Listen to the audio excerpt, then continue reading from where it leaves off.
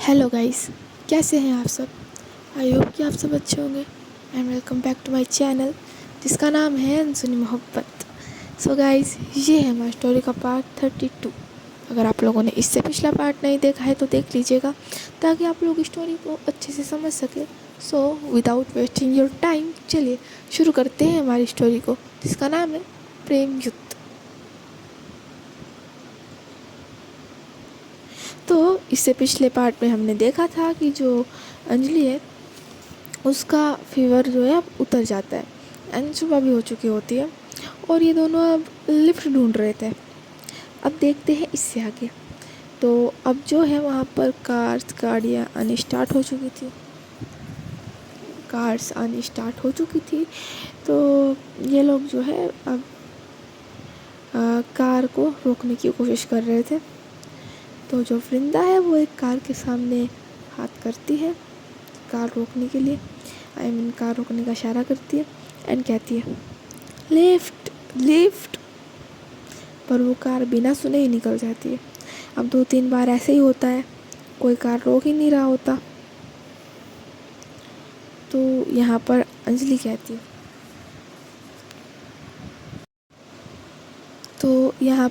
कहती है रुकिए मैं ट्राई करती हूँ। वृंदा कहती है ये मुझसे नहीं रुक रही, आपसे रुक जाएगी।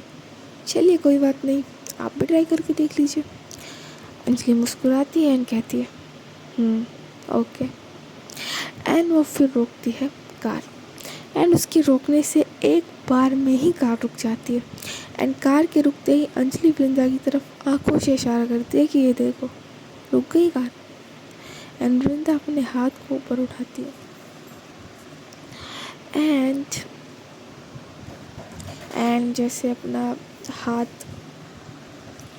राउंड करते हैं ना किसी को वाव कहने के लिए, वैसे ही वो अपना हाथ राउंड करती है कि क्या बात है। अब ये दोनों उस कार के पास जाते हैं एंड उसके शीशे पे नॉक करते हैं। अंजलि नॉक करती है एंड जैसे ही कार का जो शीशा है वो नीचे होता है, अंजलि शॉक हो जाती है क्योंकि जो कार में था उसे देखकर वो शॉक हुई थी। जब अंजलि उसे देखती है, देखकर कहती है तुम। सामने वाला पर्सन कहता है आप क्या कर रही हो, आप इतना रिएक्ट मत करिए, इन्हें शक हो जाएगा। अब अंजलि खुद को शांत करते कहती है तुम यहाँ पे क्या कर रही हो। सामने वाला पर्सन कहता है दी सारी बातें यहीं बता दूंगी तो पकड़ी जाओगी, आप ऐसे मत पूछिए, घर जाके आराम से बताती हूँ। जी हाँ, ये पर्सन और कोई नहीं बल्कि अंजलि की बहन प्रिया होती है, जिसे देखकर अंजलि शौक में थी। अब पीछे से वृंदा बोलती है क्या हुआ राधा जी। अंजलि कहती है कुछ नहीं। अंजलि कहती है कुछ नहीं, बस इनको लिफ्ट के लिए पूछ रही थी। वृंदा कहती है तो क्या बोल रहे हो। अंजलि कहती है नहीं, ये हमें लिफ्ट नहीं दे सकते। बट प्रिया कहती है नहीं नहीं, अरे मैंने ऐसा कब कहा, बैठिए आप लोग, मैं आपको लिफ्ट दूंगी। अंजलि कहती है क्या बोल रही हो तुम। प्रिया कहती है दी भरोसा रखिए। इतने में ही पीछे से वृंदा आ जाती है तो प्रिया बात बदलते कहती है भरोसा रखिए, आपको एकदम सेफली पहुंचा दूंगी मैं। वृंदा कहती है thank you so much and वो अंजलि से कहती है चलिए। अंजलि तो प्रिया को शौक एंड गुस्से में घूर रही थी। वृंदा उसका हाथ पकड़ती एंड कहती है राधा जी चलिए, एक तो वैसे ही मुश्किल से लिफ्ट मिली है, मुश्किल से ऐसे निकलने का मौका मिल रहा है, इसे भी ऐसे ही खड़े रहकर गंवाना चाहती हैं आप। चलिए। अब अंजलि वृंदा की तरफ देखती है। वृंदा उसको कार में बैठने का इशारा करती है और उसका हाथ पकड़कर कार में ले जाती है। अंजलि तो टेंशन में ही आ गई थी। उसको ऐसे देखकर वृंदा उससे पूछती है क्या हुआ राधा जी, आप ठीक तो है ना, कहीं फिर से फीवर तो नहीं आ गया। एंड वो उसके फोरहेड पे हाथ रखती है फीवर चेक करने के लिए, तो उसे फीवर नहीं था। तो वृंदा कहती है फीवर तो नहीं है, फिर क्या हुआ? अंजलि कहती है कुछ नहीं। वृंदा कहती है तो ऐसे शांत शांत क्यों है आप? अंजलि कहती है मैं तो शांत ही रहती हूँ। वृंदा कहती है बट ये शांत रहना अलग है। अंजलि कहती है आप टेंशन मत लीजिए, मैं एकदम ठीक हूँ। वृंदा कहती है पक्का ना? अंजलि कहती है हाँ पक्का। वृंदा राहत की सांस लेते हुए कहती है ओके देन, ओके अब ठीक तो सब ठीक। अंजलि कहती है क्या? वृंदा कहती है कुछ नहीं। अंजलि कहती है ओके। अब वृंदा प्रिया से कहती है थैंक यू सो मच हमें लिफ्ट देने के लिए। प्रिया कहती है अरे अरे थैंक यू की कोई नीड नहीं है, ये तो इंसानियत के नाते मेरा फ़र्ज़ था। वृंदा कहती है ओ दुनिया में ऐसे लोग कहाँ मिलते हैं जो इंसानियत को अपना फ़र्ज़ समझे, और मिलते भी है तो बहुत कम, जैसे कि आप। प्रिया कहती है अरे आप तो अब शर्मिंदा कर रही है। वृंदा कहती है भाई तबे क्या हम आपका नाम जान सकते हैं? प्रिया कहती है अरे बिल्कुल, प्रिया नाम है मेरा। और नाम में क्या रखा है? काम अच्छा होना चाहिए। वृंदा कहती है oh okay but nice name. Priya कहती है एंड योर नेम? वृंदा कहती है वृंदा, वृंदा नाम है मेरा। प्रिया कहती है ओह आपका नेम भी काफ़ी प्यारा है। वृंदा कहती है थैंक यू। प्रिया कहती है वेलकम। अब प्रिया कहती है वैसे मैं यहाँ नहीं हूँ और यहीं पास में होटल में रह रही हूँ, किसी काम के सिलसिले में यहाँ आई थी। पर वृंदा कहती है पर क्या? प्रिया कहती है अब छोड़िए ना, आप भी इसमें मेरी क्या ही हेल्प कर सकते हैं। वृंदा कहती है अरे आप बताइए तो सही, शायद मैं आपके कुछ काम आ सकूं। फिर प्रिया उसे कुछ तो भी काम कहती है तो वृंदा उसे करने के लिए हाँ कर देती है। एंड वो ऐसा था कि जो प्रिया है वो बीच बीच में हवेली में जा सकती थी। मतलब अब होगी प्रिया की हवेली में एंट्री। ये देखकर अंजलि तो सोच में पड़ जाती है कि ये लड़की पक्का कुछ गड़बड़ कराएगी, ये पक्का मेरा मिशन फेल कराएगी, क्या करूँ मैं इसका। अब ये लोग ऐसे ही बातें करते करते हवेली पहुंच जाते हैं। वहाँ पहुँचने के बाद वृंदा एंड अंजलि गाड़ी से उतरते हैं। वृंदा प्रिया से कहती है आइए अंदर चलते हैं, आपने हमारी इतनी हेल्प की है, कुछ सेवा पानी का हमें भी मौका दीजिए, चलिए हमारे घर चलिए। तो प्रिया जो है वो अपने को गर्ल्स उतारते हुए कहती है फिर कभी। एंड अब वो देखती है वृंदा की आंखों को, जो कि उसने अभी तक ठीक से नहीं देखी होती है। एंड उसकी आंखें उसे जानी पहचानी लगती है, जैसे पहले भी देखी है, वो भी बड़े ध्यान से। अब वृंदा उसे ये कह के कि ओके मत ओके नेक्स्ट टाइम बट आइएगा ज़रूर, वो ये कह के वहाँ से चली जाती है। अंजलि भी प्रिया को घूर के देखती है और वृंदा की वजह से चुपचाप वहाँ से हवेली के अंदर चली जाती है। अब प्रिया यही सोच रही होती है कि आखिर मैंने इन आँखों को देखा कहाँ है, ये आँखें देखी कहाँ है मैंने, कहीं तो देखी है। एंड वापस अपने गूगल्स लगाती है एंड वहाँ से निकल जाती है। एंड अब आते हैं हवेली में। वृंदा बेल बजाती है, डोर को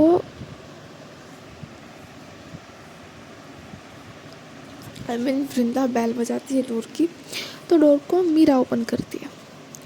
तो उन्हें देखते ही सबसे पहले वृंदा को गले लगाती है एंड कहती है तुम ठीक तो हो ना, कहाँ थी तुम? पता है हम सब कितने परेशान थे। वृंदा उसे हक बैक करते हुए बोलती, रिलैक्स दीप, रिलैक्स, कुछ नहीं हुआ, कुछ नहीं हुआ हमें, हम बिल्कुल ठीक है। अब वृंदा मीरा को खुद से अलग करती है एंड मीरा की आंखों में ना आंसू होते हैं।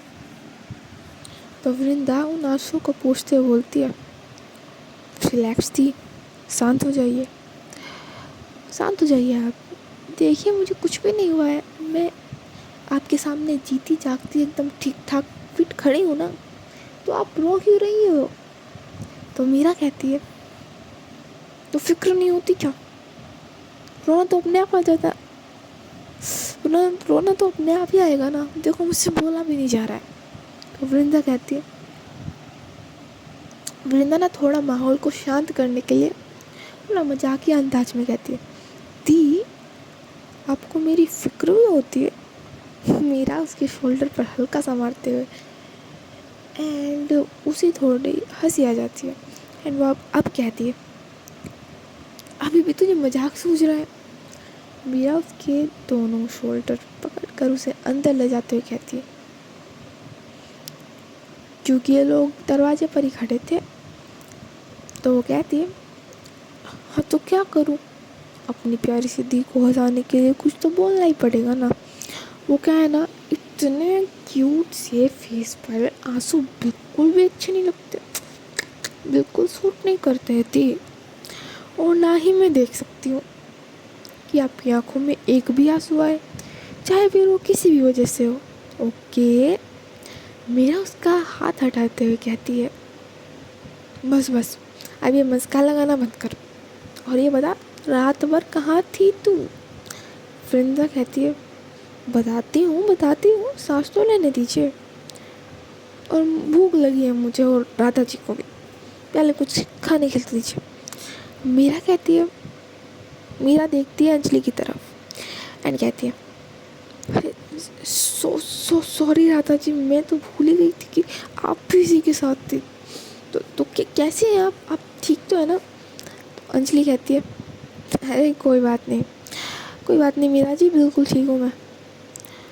एंड बहुत अच्छा लगा ये देखकर कि आपको अपनी बहन की इतनी फिक्र है, इतना प्यार करते हैं आप इससे। अब तो आप जो अंजलि है वो धीरे से कहती है, जिससे किसी को सुनाई ना दे, इस तरीके से वो कहती है, और एक मेरी बहन है जिसे मेरी जरा सी भी फिक्र नहीं है। अब मीरा कहती है, कुछ कहा आपने राधा जी। अंजलि कहती है, नहीं वो इतना ही कहती है एंड रुक जाती है एंड फिर से कहती है, वो नताशा कहीं दिखाई नहीं दे रही, कहाँ है वो। मीरा कहती है, हाँ वो तो सुबह ही आप लोगों को ढूंढने के लिए चली गई, रात को तो हम जा नहीं सके क्योंकि मौसम ही इतना ख़राब था एंड पुलिस कंप्लेंट हम लोग कर नहीं सकते थे, आपको तो पता ही है ना कि 24 घंटे से पहले पुलिस भी कुछ नहीं करती। अंजलि कहती है, जी सही कह रहे हो आप, पर आप नताशा को बता दो कि हम लोग आ गए हैं, वो बेचारी परेशान हो रही होगी। मीरा कहती है, अरे हाँ सही कहा आपने। तो अब अंजलि उसे फ़ोन लगाती है एंड सब कुछ बता देती है एंड फिर पल्लवी भी हवेली वापस आ रही होती है। इधर वृंदा भी मीरा को सब कुछ बता देती है कि कैसे मौसम ख़राब हुआ, कैसे उनकी कार ख़राब हुई, कैसे अंजलि को फीवर हुआ, कैसे उसने उसकी केयर की, वो सब बता देती है। तो मीरा ये सुनकर बोलती है, सच में तुमने ये सब किया, मुझे तो यकीन ही नहीं हो रहा कि तुम इतनी समझदार कब से हो गई। अगर तुमने ये सब किया है तो I am proud of you. उसकी पीठ थपथपाते हुए कहती है, I am proud of you. Vrinda कहती है, हाँ मैंने ही किया है मेरी माँ, चाहो तो राधा जी से पूछ लो। मीरा कहती है, नहीं इतना तो यकीन है हमें तुम पर। वृंदा कहती है, चलो इतना तो यकीन है मेरी बहन को मुझ पर। तो मीरा कहती है ओके चल मैं तुम नहा लो, तुम नहा धो के रेडी हो जाओ, फ्रेश हो जाओ, मैं तुम्हारे और राधा जी के लिए कुछ खाने के लिए लाती हूँ। भूख लगी थी ना तुम्हें? वृंदा कहती है ओके, एंड वो रेडी होने के लिए चली जाती है। अब मीरा किचन में जाने से पहले जाती है अंजलि के पास, क्योंकि उसे आया था कुछ याद। तो वो अंजलि के पास जाती है एंड कहती है राधा जी आपको एक बात बतानी थी। अंजलि कहती है हाँ बोले ना मीरा जी। अब मीरा कहती है हाँ वो कल रात को आपका एक पार्सल आया था, एक डिलीवरी बॉय देने आया था, तो मैंने ले लिया एंड आपके रूम में रख दिया। ये सुनते ही अंजलि अलर्ट हो जाती है एंड कहती है आपने वो खोला तो नहीं ना? नहीं वो क्या है ना, उसमें मेरी थोड़ी पर्सनल चीज़ है, तो प्लीज़ बुरा मत मानिएगा। तो मीरा कहती है अरे राधा जी इसमें बुरा मानने वाली कौन सी बात है, पर्सनल चीज़ें तो सबकी होती है, आपकी भी है, तो इसमें कौन सी गलत बात है। एंड आप बेफिक्र रहिए, मैंने उसे जैसा लिया था वैसा ही रखा है, मैंने उसे नहीं खोला है, बस उसे वैसा का वैसा ही आपके रूम में रख दिया था। अंजलि कहती है थैंक यू सो मच समझने के लिए एंड उसे संभाल कर रखने के लिए। मीरा कहती है अरे इसमें थैंक यू की क्या बात है, ये तो मेरा फ़र्ज़ था। अंजलि कहती है वैसे आपने वो रखा कहाँ है? तो मीरा बताती है वही आपके ड्रेसिंग टेबल पर। अंजलि कहती है ओह नो। मीरा कहती है क्या हुआ राधा जी? अंजलि कहती है कुछ नहीं, बस कुछ याद आ गया था, मैं आती हूँ, आप चलिए। And thank you again Meera ji. Meera कहती है ओके इतना थैंक यू करने की ज़रूरत नहीं है, वैसे वेलकम। एंड अब अंजलि वहाँ से सीधा जाती है अपने रूम में तेजी के साथ एंड सबसे पहले जाती है अपने ड्रेसिंग टेबल पर एंड उठाती है वो बॉक्स और जल्दी से उसे खोल कर देखती है। और जैसे ही वो उसे देखती है उसकी आंखें बड़ी बड़ी हो जाती है, उसके हाथों से वो जो भी चीज़ थी वो नीचे गिर जाती है, उसके आँखों से पता नहीं क्यों पर आंसू बहने लगते हैं। वो नीचे ज़मीन पर अपना सर पकड़ते हुए बैठ जाती है। सो गाइस इस पार्ट में इतना ही, ये पार्ट यहीं तक।